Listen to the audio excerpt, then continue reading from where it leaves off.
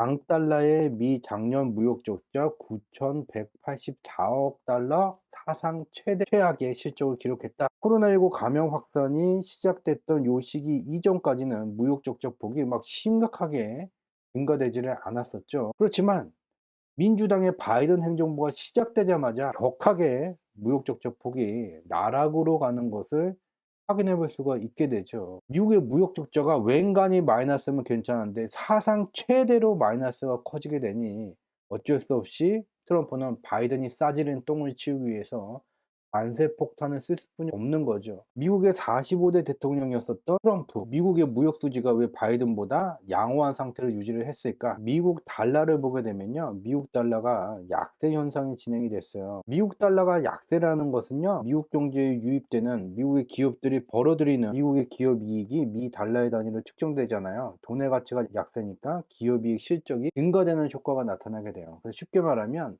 미달러 약세를 유지함으로써 미국의 기업이익이 더 증가되게 되고, 기업이익이 증가됐다는 것은 기업들이 미국 경제에 더 많은 달러를 벌어들임으로써 미국의 무역 수지가 심각하게 악화되는 것은 최소한으로 막아낼 수 있었다는 거죠. 그렇지만 바이든 행정부 때 이와 같이 무역 수지 적자폭이 격화되게 됐고, 이 시절을 보게 되면 미달러 강세 현상이 나타나게 됐죠. 트럼프 시절과 반대로 미달러가 강세를 나타내게 되니 기업이익이 쉽게 개선되기가 어렵게 되게 되죠. 그래서 무역 적자폭이 극심하게 사상 최대 적자폭까지 키웠고, 취임을 하자마자 트럼프가 이곳저곳에 관세 폭탄을 남발하고 있는 것을 확인할 수가 있게 되죠. 미국 달러에 따라서 트럼프 45대 대통령 트럼프 때의 성과와 46대 바이든 때의 성과가 달라지는 또 유사한 현상을 우리는 이미 확인한 바가 있죠. 이 파란 선으로 나타나는 게 미국의 GDP 대비 부채 비율이에요. 즉 GDP 대비 부채 비율이 증가되게 된다면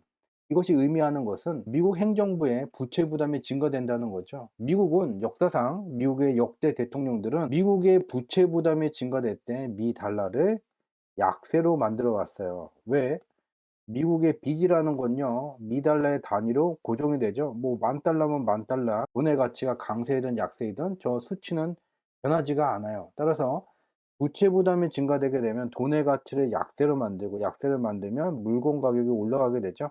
기업들은 이전하고 똑같은 물량을 판매를 하게 되더라도 벌어들이게 되는 미 달러 양이 더 많아지게 되면서 부채를 원활히 상환할 수 있게 되고, 미국 행정부도 세금 유입이 증가되게 되면서 부채 부담을 낮출 수가 있죠. 그래서 부채 부담이 증가될 때마다 미국의 역대 대통령들은 이와 같이 미 달러를 약세로 만들어 왔고, 여기가 이제 45대 트럼프 대통령 때도 부채 부담이 증가되게 되자 미 달러를 그래서 약세로 유도했던 거죠.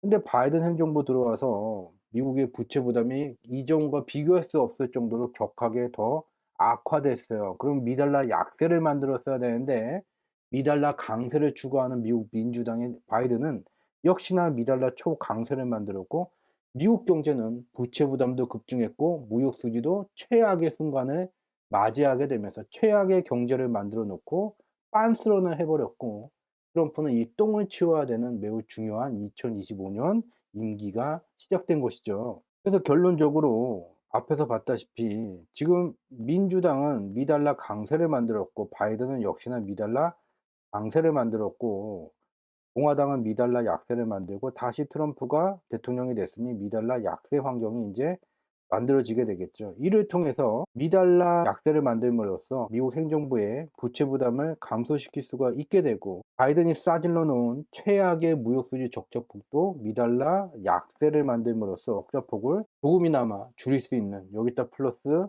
관세 폭탄을 통해서 더 무역 수지를 개선시키고자 하는 트럼프의 중대한 의사결정이 진행되고 있다라는 것을 우리는 확인할 수가 있습니다. 자, 관세 폭탄이 진행되게 되면 상대방이 관세 보복을 하고 또 미국도 보복을 하게 되고, 그렇게 되면 결국은 무역 전쟁으로 확전되게 되고, 결국은 다 같이 죽는 경제 대공황이 발생될 가능성이 매우 크다라는 시장의 우려가 증가되고 있는데, 미국의 45대 대통령이었던 트럼프 시절을 보게 되면 파란색으로 표기한 게 미국의 기업이익이에요. 기업이익이 증가됐다는 것은 미국 경제가 잘 나갔다는 것을 의미를 하게 되죠.